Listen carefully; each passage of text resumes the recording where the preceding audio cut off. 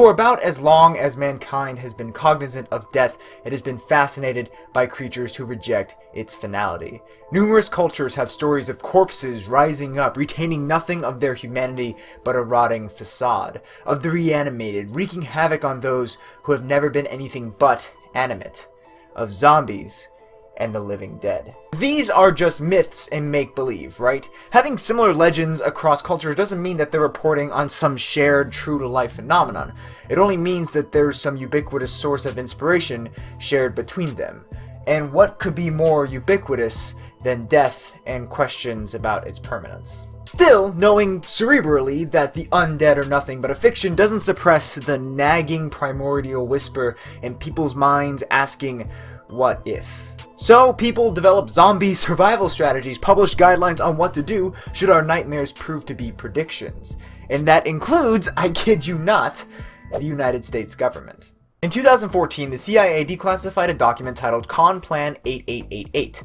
Well, that was actually just a short title. The official title is CDR US StatCom CONPLAN 8888 Counter Zombie Domination Operations. The 31-page document details the kinds of challenges the US would have when staring down a zombie horde, and what steps the DoD would take to mitigate them. The most pressing issue being the fact that every human casualty only serves to augment the zombie's strength. The solution would be coordinating medical resources between federal and local officials, making sure the zombies don't compromise civilian food and water supplies, and ensuring that any and all downed undead are thoroughly doused with fire. CONPLAN 8888 discusses 6 offensive and defensive phases meant to prepare the DoD to both protect the lives of civilians and eradicate the undead threat. It was created to contend with a number of different possible zombie threats, including those from viral infections, from radiation, extraterrestrial sources, toxic gas, symbionts, and evil magic. It also covers vegetarian zombies and, I kid you not, zombie chickens. That last one, by the way, while the most hilarious of the group, is actually the only one known to have happened. I'll put a link down for it in the doobly-doo. It's not quite, you know, the dead being reanimated, but it's pretty clucked up. But the CIA isn't the only part of government with a plan for the living dead. In 2015, the Centers for Disease Control announced its recommendations for how people should prepare for a zombie attack and outlined how they would ideally respond. In fact, they actually released a comic literally illustrating it all. It opens up on a couple learning about a zombie virus on the news and being told to check out the CDC's website for further information. From there, they get a list of recommended evacuation supplies, food, water, and a radio to keep in touch with what's going on. Meanwhile, the CDC works on identifying the virus and developing a vaccine to prevent its spread. It also plans on how they will distribute the vaccines and coordinates with the military to set up shelters to assist those who run out of supplies. Although there's coordination between the CDC and the military in both plans, as there almost assuredly would be in real life if this were to ever happen, you can't help but notice that the organizations perhaps have different priorities. Nothing in my mind illustrates this better than one scene in the comic where zombies are overrunning a safe zone and the soldier gallantly insists, "We can't just shoot them, these are our fellow citizens." Meanwhile, the DoD's plan doesn't mince the fact that while they'll look to the CDC for medical breakthroughs, they'll still destroy any and all zombies in the interim. I don't know, that scene definitely kind of made it harder for me to suspend disbelief while reading it. So, what's the deal? Why do these two agencies have plans to contend against the living dead? Are they just covering all their bases? Do they know something that we don't? Do they think that Zombie Nation might not just be a really catchy early 2000s bop, but a possible eventuality? Nope, not at all. Neither CONPLAN 8888 or the CDC Zombie Pandemic Plan represents anything other than an attempt to use popular culture to help people learn about what to do in the case of an actual emergency situation.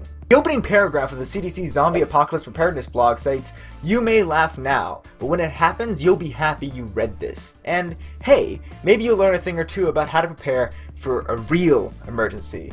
And CONPLAN 8888 insists that, quote, "This plan was not actually designed as a joke. Members of a US STRATCOM component found out, by accident, that the hyperbole involved in writing a zombie survival plan actually provided a very useful and effective training tool. The authors of these documents may not have known it, but their hope of using zombies or other entertaining scenarios to teach lessons generalizable to the real world relies on what psychologists call a dual process model of cognition." Or maybe, they did know it. The people making these things tend to be pretty sharp. Dual process models are pretty common in psychology and tend to conceive several different kinds of cogitation as comprising two possible pathways.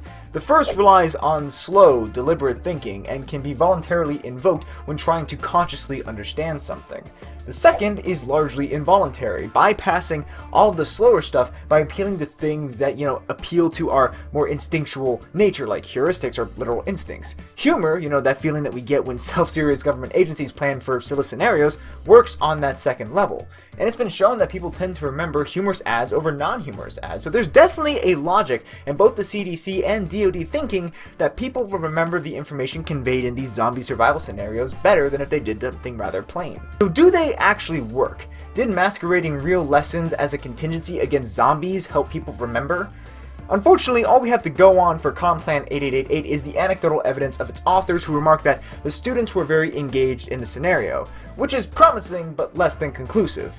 We do have actual scientific studies on the CDC's action, though, although those ended up being rather conclusive but less than promising. Two independent studies, one published in Public Health Reports and the other in the Journal of Applied Communications Research, found that there were actually no statistically significant differences in the amount of information retained in the zombie scenario versus one that was serious, but people were significantly less likely to articulate intent to put those lessons into practice when receiving the zombie scenario. Does that mean it was actually counterproductive? Did it do more harm than good? I personally don't think so. Quite the opposite, actually. Both studies highlighted the fact that information about these ideas spread like wildfire thanks to the comics, viral content. Two really bad puns in one video. I'm sorry. People may have been equally likely to remember what to do and less likely to put it into practice. The fact that it reached so many people means that it still accomplished the CDC's job at getting more people numerically be prepared for an actual natural disaster. While it would have been fantastic if the plan had actually made people more likely to remember and to act, it did manage to spread its message to more people than it would have been able to if it was just, a normal warning.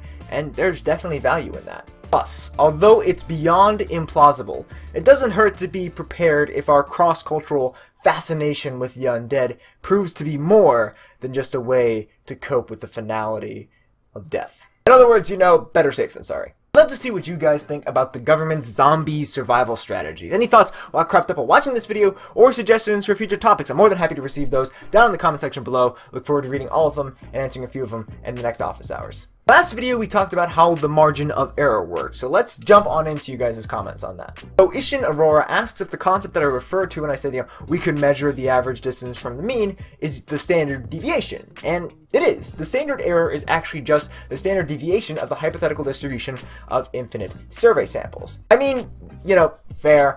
I've been learning and helping other people learn stats like these for a few years now, and it really only just kind of clicked in a sort of intuitive sense. So, stick with it. We all get to where we're going at our own pace. Finally, I'd just like to direct you guys to a quick exchange Rebecca Moore and I had about how to describe and interpret the idea of the margin error in a hypothetical scenario. Hopefully that might help clear up any residual confusion that might exist. That's all the time that we have for today's video. Thank you guys so much for watching and for your comments. I truly appreciate it. A link for everything is always down in the doobly-doo, as well as links to the Facebook, Twitter, and the blog. Look forward to seeing you guys out there as well. If you enjoyed this video, hope you consider giving it a thumbs up. If you want to support the channel, you can do so by commenting down below, by sharing this video, and by subscribing to the channel to stay in the loop for more awesome social science content is uploaded. If you want to be guaranteed to be in the loop when I upload a new video, because apparently YouTube is not publishing the fact that I upload new videos to people's subscription boxes, thank you for that, Rio Mio. Be sure to click the bell icon as well. As always, thank you guys so much for watching. I'll see you next time.